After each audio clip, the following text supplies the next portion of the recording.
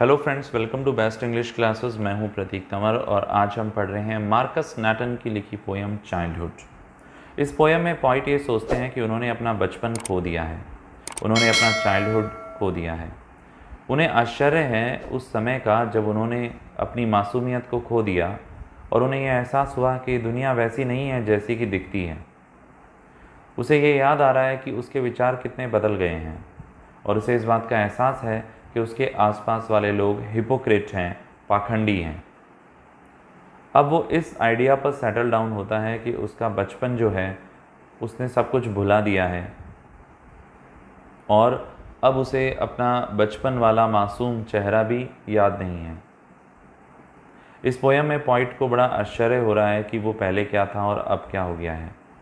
वो जब से कॉन्शियस हुआ है तब से उसको दुनिया वैसी नहीं दिखती जैसी कि पहले दिखा करती थी।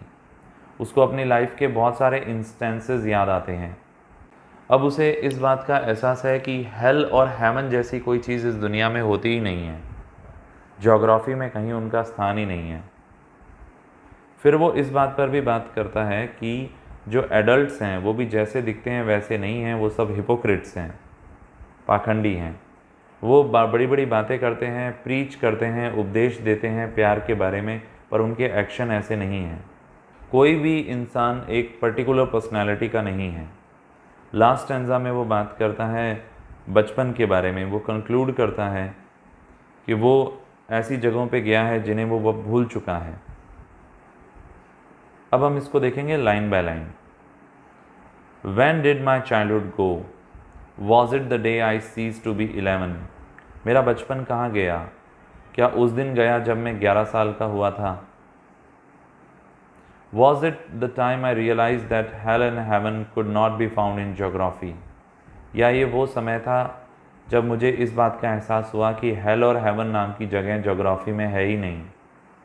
And therefore could not be, और इसीलिए वो हैं ही नहीं। Was that the day? क्या ये वो दिन था? When did my childhood go? मेरा बचपन कब गया? Was it the time I realized that adults were not all they seem to be? क्या ये वो समय था जब मुझे एहसास हुआ कि एडल्ट्स वैसे नहीं हैं जैसे वे दिखते हैं। They talked of love and preached of love. वो बातें करते हैं प्यार की और उपदेश देते हैं प्यार के, but did not act so lovingly. पर वो इतने प्यार से एक्ट नहीं करते। Was that the day? क्या ये वो दिन था? When did my childhood go? मेरा बचपन कब गया? Was it when I found my mind was really mine? जब मुझे एहसास हुआ कि मेरा दिमाग मेरा अपना है। To use whichever way I use, जिसे मैं अपनी तरीके से यूज़ में ले सकता हूँ।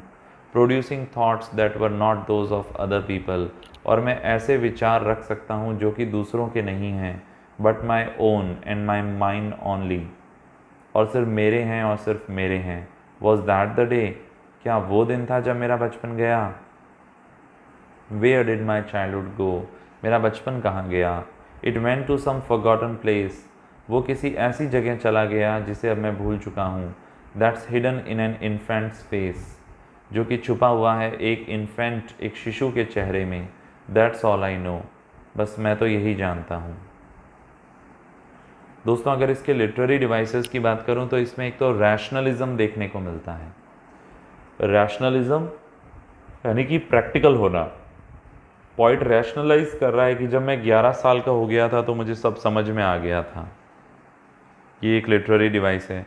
दूसरा, राइमिंग स्कीम की अगर बात करें तो ABBCCD, ये इसमें राइमिंग स्कीम है। इसके अलावा रिफ्रेन क्वालिटी भी देखने को मिलती है। कुछ ऐसी फ्रेजेस हैं जो बार बार आ रही हैं पोयम में। इंडिविजुअलिटी भी है इसमें। स्टैंजा 3 में पॉइंट को रियलाइज़ होता है कि उसका माइंड उसका खुद का है और वो अपने थॉट्स प्रोड्यूस कर सकता है। एंटीथेसिस भी देखने को मिलता है। एंटीथेसिस क्या होता है? जब दो अपोजिट चीज़ों को साथ साथ दे देते हैं, जैसे हेल एंड हेवन। एलिट्रेशन भी देखने को मिलता है, जैसे द टाइम, इसमें TT, my mind MM, which ever way WW, thoughts that TT। ये सभी चीज़ें यहाँ पे हमें देखने को मिलती हैं। इसी के साथ ये पोएम हमारी फिनिश हो जाती है। आई होप आपको ये पसंद आई होगी, आपको समझ में आई होगी। यदि पसंद आई तो एक लाइक तो बनता है बॉस, और चैनल पे नए हो तो जल्दी से सब्सक्राइब भी कर दो, और अपने फ्रेंड्स के साथ, अपने क्लासमेट्स के साथ इसको शेयर भी करो। जल्दी फिर मिलेंगे एक और टॉपिक के साथ।